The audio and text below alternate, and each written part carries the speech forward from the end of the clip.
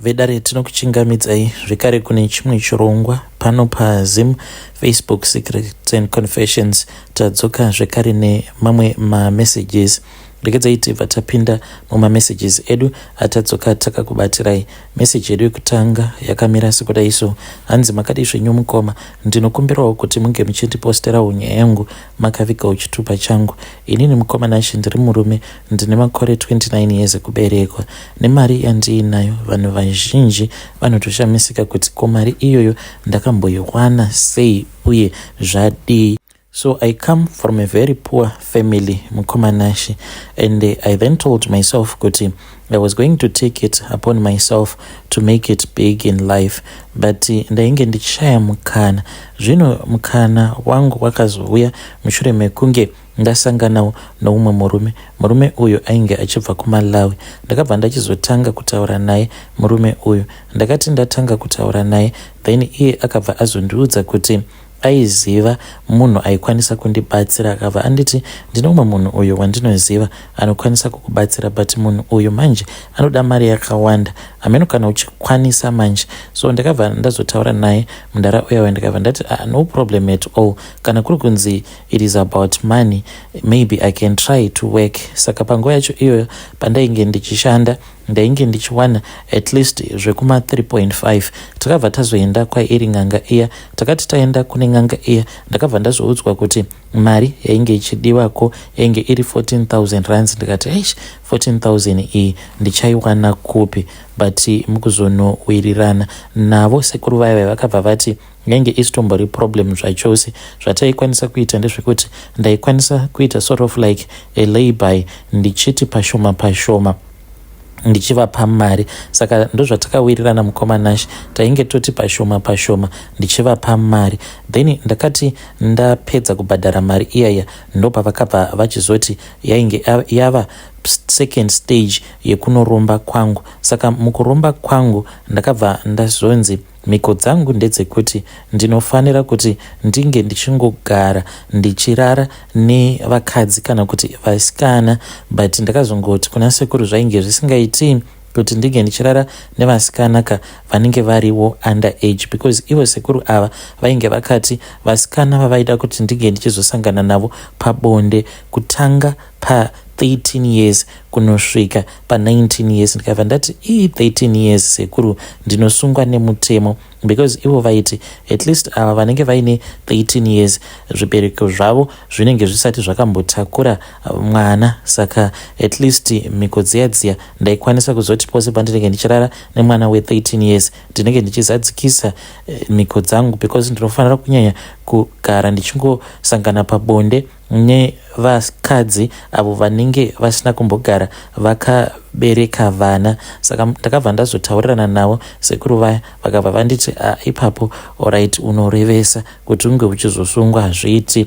Ndokubva tazowirirana paya. Saka takawirirana kuti vasikana avo vandinosangana navo pabonde kutangira pamakore 17 years kunosvika pa21, anything above 21 ndinenge ndava kusatofanira kusangana naye mukadzi iyeye pabonde. So Mukomanashi pakunosangana kwandinenge ndichiita pabonde nemunhu uyo wandinenge ndiinaye, ndinenge ndichitomukanganisira chibereko chake, because iniwo kana ndikarara nemusikana maybe the first time, then the second time ndinobva ndamuudza kuti ndinenge ndichida kurara naye pasina kushandisirana dziviriro. So since most of the times ndichingodanana nevanenge vakaita vadiki kwandiri, saka kuti munhu ange achizoramba akashoma anongobvuma. Dzimwe nguva ndinokwanisa kutongomushandisira chitsotsi chekuti iye anozotongozviona kuti ko munhu uyu anga achitorara neni pasina kumboshandisirana dziviriro, ko angagodii? Hapana zvaangambozviita. Then umwe anokwanisa kungochema, umwe ndiye wandinongotaurirana naye, then ndobva ndamuwedzera mari. Kana kuri kunzi panenge paine mari yatinenge tawirirana kuti ndinokupa mari yakati, zvobva zvatovharana paya. So Mukomanashi, ndo mhiko dzangu idzodzo dzandinofanira kuti ndinge ndichizadzikisa. Dzimwe nguva ndinokwanisa kudzwa kuti ndinofanira kurara nevasikana 9 vakasiyana pamwedzi, sometimes 12, it depends nekuti chikwambo chacho chinenge chichida kuti ndinge ndichirara nevangani pamwedzi. Zvino zvakazoitika nerimwe gore zvakazokonzeresa kuti chikwambo changu ichi chinge chichizosvika pakupanduka. Mukomana ashe ndakatorana nomumwe musikana, saka musikana uyu pandakasangana naye paFacebook ndakatoona kutoti zveshuwa ainge ari mudiki iro zera reariya. Ndakabva ndazomubvunza kuti ainge aine makore mangani, akabva anditi iye ainge aine 19 years. Ndakafara chaizvo pandakanzwa achiti ainge aine 19 years, ndichitoziva kutoti ndiwo kamakore aya awo andakanzi ndo vasikana vandinofanira kuti ndinge ndichisangana navo pabonde. Takabva tazotaurirana paya, mushure mekunge tataurirana ndobva tazosangana. Saka even patakasangana patainge tichiri kurestaurant, iye akatongotanga kungonyomwa achingoti hamenoso zvandiri kungonzwa munyama dzangu, I just feel like I need to pray. Saka ndakabva ndatoona kutoti munhu uyu anenge ari kunyomwa. Ndikabva ndatoti pano ndava kutofanira kutoti ndige ndichiita zvinhu zvangu nekukasika. Saka ndakabva ndatongomuti kana ainge akasununguka taifanira kuti tinge tichitsvaka kumwe kunhu kwekuti tinoenda then tobva tamborelax. Saka iye akabva ati it's okay. Ndakatoziva kutoti kunyange kamunamato kake kainge kasingachazoshandi, kunyange akanzi anamata zvinengei, as long as taita bonde munamato wake hawaizomboshanda. Takabva tazoenda kunzvimbo dzemafaro ndokubva tatanga zvedu kuita bonde redu. But mukomana ashe ndakati ndichinoita bonde naye ndakangonzwa kuita sekunge pane munhu akangouya akabva azondituka, akabva ati manje munhu iyeye wawaita bonde naye ndiye akukanganisira zvinhu zvako zvose. Handiti agara akuudza kuti pane zvaari kunzwa munyama dzake. Ndikati then chinhu chiya chikabva chati wadiwa siyana nazvo. Handiti munhu uyu anamata, saka kunamata kwaaita atokukanganisira zvinhu zvako, uchaona iwe uye zvekare ucharipa. Mukomana ashe ndakabva ndachizongoramba ndichiita bonde naye musikana iye because ndainge ndisingadi kuti anga achizozviona kuti there was something that was going on. Zvadaro mukomana ashe ndakabva ndazomuperekedza ndikanomusiya kumba kwavo. Ndakati ndamusiya kumba kwavo ndokubva ndazodzokera zvangu kudheni. Mukomana ashe ndakangoti ndichingonopaka motikari mugaraji ndokubva ndazoona nyoka iyoyo yainge yakakura zvisingaiti. Nyoka iyi ndakangoiona ndokubva yanyangarika. Ndikati ko nyoka iyi yaenda kupi, nyoka iyi yaenda kupi? Sezvisinei mukomana ashe nyoka iyaiya ndakazomboita mazuva ndisingaioni. One day ndakangokaruka ndamuka, painge pari pakati peusiku, ndichinanairwa nenyoka. Ndikati nyoka, apa ndainge ndiri ndega. Nyoka iyi yakabva yazouya ikabva yazozvimoneredza paruoko rwangu zvokuti ndakanzwa sekunge ruoko rwangu rwainge rwava kutoda kutovhunika. Yakaramba ichingondimoneredza chete until yazotanga kutaura neni. Ndakabva ndazokumbira ruregerero, ikabva yanditi ndaifanira kuti ndinge ndichizoikumbira ruregerero. Ndakabata mbiya ndikati mbiya hainetsi, mangwana ndaikwanisa kutoti ndinge ndichitonotenga mbiya. Ikabva yanditi handisi kuda mbiya yoga, ndikuda kuti kana kuri kunzi unenge watenga mbiya iyoyo unofanira kuti unge uchizochekeresa hanzvadzi yako. Ndakarwadziwa mukomana ashe. Ikabva yanditi kana ndainge ndisingakwanisi yainge ichazondiuraya inini. So mukomana ashe ndipo apo pandakabva ndachizongopfuma because yainge yonyanyisa kundirwadzisa. Yairamba ichingondishinya chete, yakangozvimoneredza paruoko rwangu. So mukomana ashe ndakati ndabvuma ndokubva yazonyangarika. Mushure mekunge yanyangarika nyoka iyi ndakabva ndairota zvekare that same night ichindirangaridza ichinditi kana ukangotadza chete kuita zvinhu zvatawirirana uchandiona kuti ndiri rafu sei, ichitondirotesa ndichitopenga. Ndikabva ndati manje zvekuzopenga zvingaitawo here, handidi kakupenga inini. Mukomana ashe ndo pandakabva ndachizongosarudza kuti zvainge zviri nani kuti hanzvadzi yangu inge ichizofa. Zvino hanzvadzi yangu mukomana ashe ndakazoiendera kun'anga. Ndakadzokera kwavari sekuru vaya vakandirombesa, ndokubva ndachizobatsirwa navo sekuru vaya kuti hanzvadzi yangu inge ichizofa. Hanzvadzi yangu yakati yafa mukomana ashe ndokubva ndachizotora ropa. Mushure mekunge ndatenga mbiya, ndakatongotora mbiya yaiya ndikabva ndanoisiya paguva rake sezvandainge ndakaudzwa nenyoka iya. Ndakati ndasiya mbiya iyaya paguva, mangwana acho makuseni ndakamukira makuseni ndokubva ndaenda kuguva kwake. Ndikatoona kutoti zvedi mbiya iya yainge yakazara neropa. Ndakatora mbiya iya ndokubva ndatanga kufamba ndichidzokera kumotikari kwangu. Ndakabva ndazodzokera kumba, ende ndichitodzokera kumba ndaitodriva very slowly.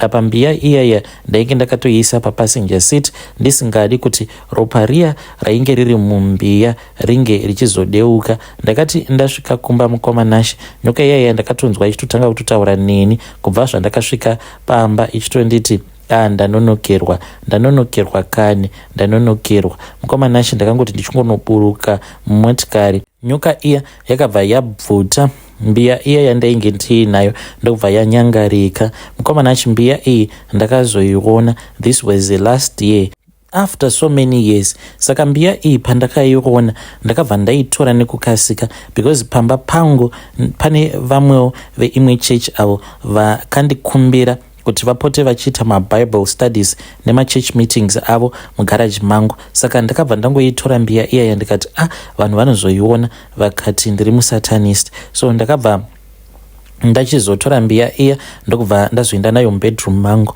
Then usiku hwacho ndakabva ndarota zvekare nyoka iya yandakairota yainge yakabata mbiya iya ichiti yava nenyota. Kuinga 1 yainge ichiti ndakakupawo mari makore mangani, chinditsvakirawo kazvekare umwe waunofanira kuti unge uchizouraya pakati pehama dzako. Ikabva yanditi zviya zvandakakuita last time ndakanyanyisa kukuomesera, but zvaizvezvi ndava kukupawo mukana wekuti unge uchisarudza waunoda kuchekeresa.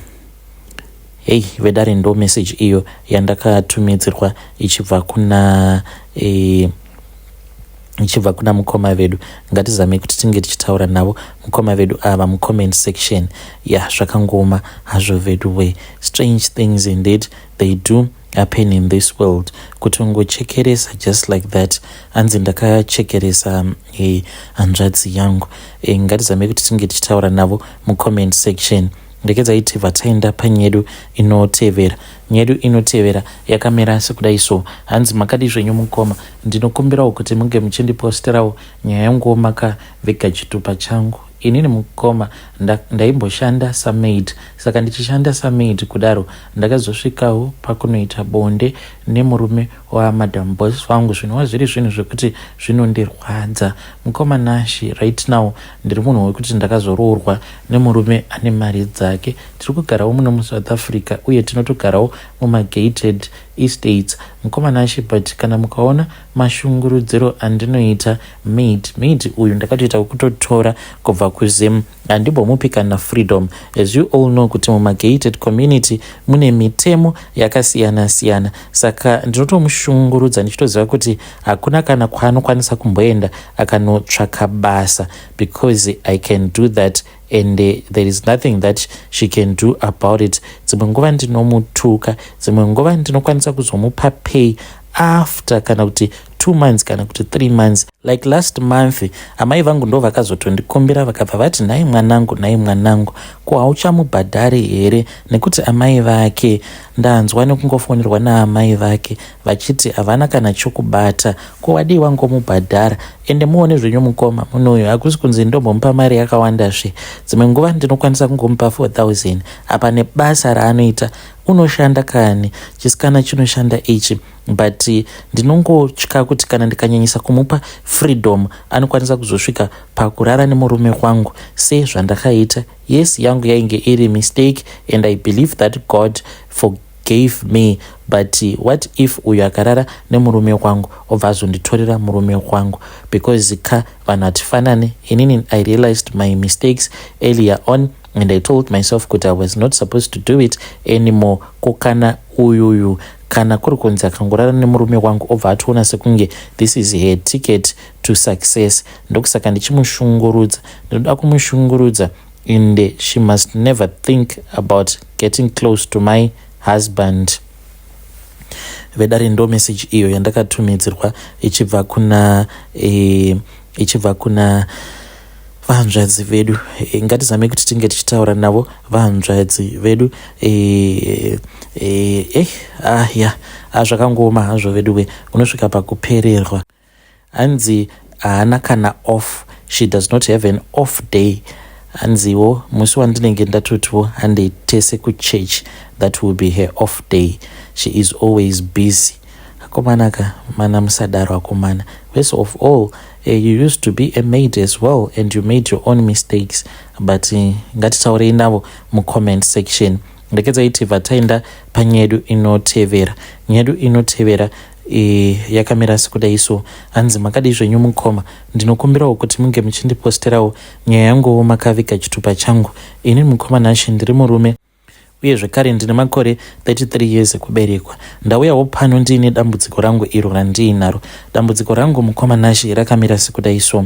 Ndine dambudziko rekupota ndichiitira weti mumagumbeze, ende ndinoona kuti zvinhu zvinonyadzisa chaizvo kuita zvinhu zvakadaro murume mukuru. Ende mudzimai wangu anoti dzimwe nguva kana tichitukana paya anobva andituka achinditi ndokusaka richiitira weti mumagumbeze. Mukoma nashi handitombozivi kuti zvinombokonzerwa nei, because handisiri neni ndega kandironwa doro.